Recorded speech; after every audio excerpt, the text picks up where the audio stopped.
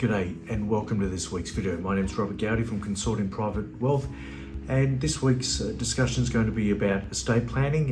Never the most fun topic to go through, but one that I'm trying to be more mindful of, and when I'm talking to my clients, that I'm bringing it up and going through their estate planning needs, and knowing that around half of adult Australians do not have a will.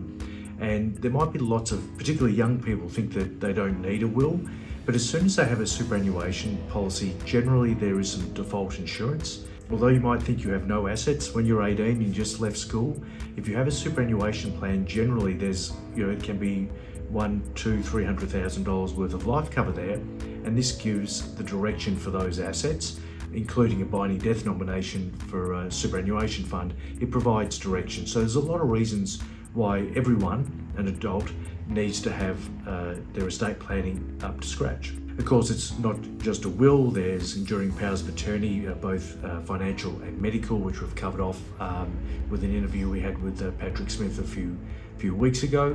But the one thing that I'm really encouraging people to think about is an Advanced Care Directive.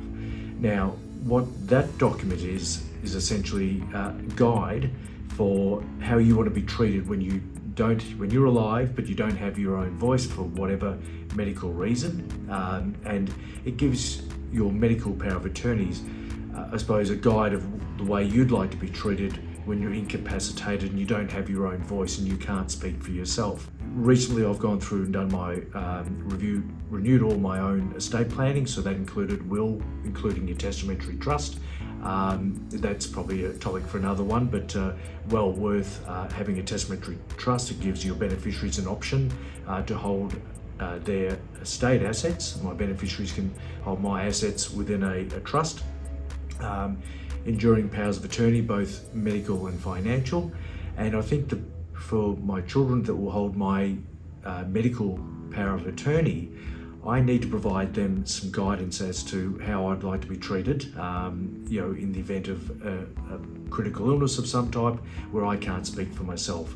So I think it'd be unfair on me to provide or give my kids a medical power of attorney without some sort of guidelines or idea of what I deem to be a valuable life, or in the event of not being able to talk for myself and communicate how I'd like to be treated in the event of something serious. So they're called an Advanced Care Directives.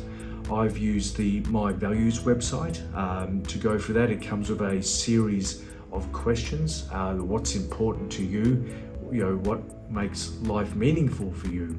Which is obviously confronting in one sense, but also very valuable if your medical power of attorneys are ever called on to provide guidance and decisions to medical practitioners. There are other versions of these Advanced Care Directives, and once I finished mine, I've given it a copy to my solicitor, and that sits with the medical power of attorney. So if my children are called on to make decisions for me, that document will be there, and I've also given a copy to my doctor as well. So we'll have a link down in the description there, the My Values website. Your solicitor will also have information and different variations of these questionnaires, of these advanced medical care directives for you to look at and fill out as well. So make sure there is essentially 4 things you're thinking about when you do your estate planning: will, which may include a testamentary trust or not, depending on the complexity of your scenario, and the amount of assets to be given to your beneficiaries, power of attorneys, both medical and financial, and also Advanced Care Directives. Hope that's a help, a bit of a guide of what I've done recently and what I'm talking to my clients about. I think it's a worthwhile discussion, and helpful for the people that love you the most when you're potentially in an awkward scenario. Thanks for listening, and we'll see you next week. Bye.